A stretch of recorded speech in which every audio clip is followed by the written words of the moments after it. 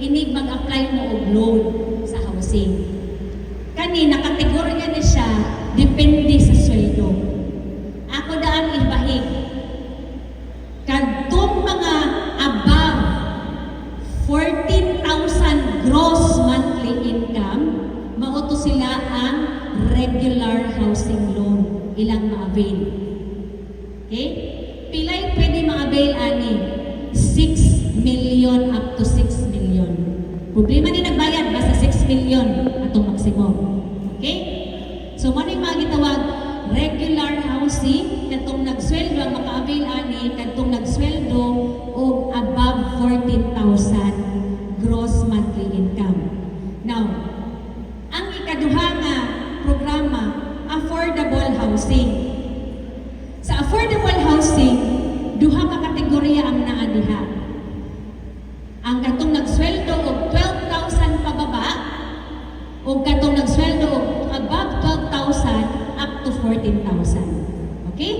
So duha. So kanini ay nagdepende sa sweldo. Ato ni gi-categorize nga asa mo mabutang affordable housing o regular housing based sa sweldo. Ngano, alangan naman ang mga dagkong sweldo, abilo na to diri sa kanin affordable housing. Maka-afford din sila. So ato nang i-classify. Okay? So sa among prequel report, magawas na siya. Nakatong mga 12,000 or 14,000 ang sweldo, mauna yung ilahang ma-avail na ng maximum. Okay? So, regular housing sa ta. Jake? Pilay interest rate sa regular housing. 6, ang among i-highlight diha, automatic na, dili na akong explain sa lain, ang among recommended rate is 6.250 per annum. So, divided by 12 pa na siya, no? So, less than 1% per month. Fixed na siya for 3 years. So, kung for example, mo avail, imong maximum loan term is 30 years, niya, mo ni nga interest rate, every 3 years, mag-change ka og interest rate. Okay? So, sa first 3 years sa imong loan, 30 years pa, no? Sa first 3 years, 6.250 ang imong interest.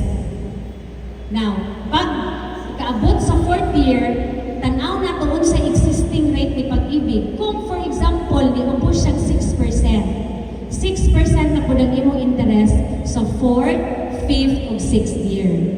So, nga nung ibuhat man ni sa Pag-ibig. Sa una manggod, inig-avail ni mong loan, kaloy sa Diyos, taas ka ito ang interest rate sa una, naabot og mga 12%. Kuridas na nakanan sa tibuok 30 years.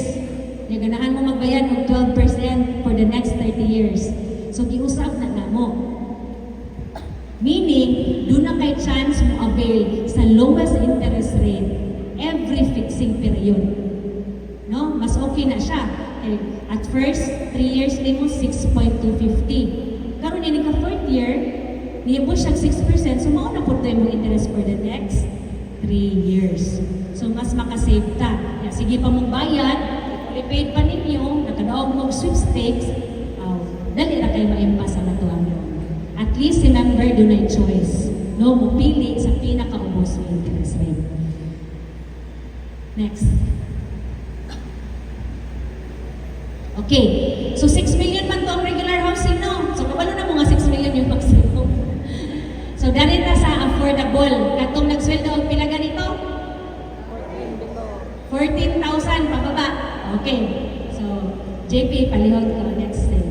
Okay. Tanawan ninyo. Maklaro ninyo sa ubos, dili? Di maklaro, no? May taas kayo. Anyway, ako na lang sa i-mention. Ang interest sa regular housing is 6.250. Sa affordable housing, lahig siya. No? Kagkong nagsweldo, 1,000, kinausan, up to 12,000 gross monthly income. Ang pwede nila ma-avail na maximum is 580,000. Actually, sa karon ni, nausap na ni siya kay socialize man siya nga housing ang 580. So, karon dunay bagong advisory pero nagbulat pa mi sa official, mahimo na siya 850. So, ang among computation 580 lang usa, kay kung may official sa amo okay? So, 580. fixed for 5 years. So for the next 5 years, ang inyong interest rate is only 3%. So sa 580 nga loan, 30 years to pay, ang amortization is nasa mga 2.5. Barato dili. Barato na na. 2.5 kung magrenta ka, room na na siya, no? Bed space. Pero kung imo na siya, hindi ka magrenta, mag-avail kang house loan sa pag-ibig, amortization, imuha na ang property, di ba? So, katong nagsweldo og more than 12,000 gross monthly, pero dili mo lapas sa 14, ang ilang pwede ma-avail up to 750. Fixed for 10 years. Okay, interest rate is 6.5%. Mausap pa ni siya, gipasakan man gud ang socialized ceiling sa housing. So, na possibility nga ang 580 nga maximum, may mo siyang 850. So, mas dako nga tong chance maka-avail og mas higher na amount. So, mag-usap sa tag-computation, rest assured, makahibalo mo kung pilay projected monthly amortization based sa inyong loan term o sa inyong sweldo. Okay? Kuha, batanan? Kuha. So far, ang atong di-discuss. Nakasabot tanan? Okay. So, mauna siya ang kategorya. No? So, mabahin ni into to ang tanan mo avail sa pag-ibig. Katong maka-avail up to affordable lang, tungod gamay sweldo, o katong dagkong sweldo nga naa sa up to 6 million ang ma-avail. Okay? Next, JP. Okay. Nakahisgot ko ganina nga, ano ganitong dili pwede ang 65, beyond 65 ma-avail? Dili na sila makaver sa insurance. Okay?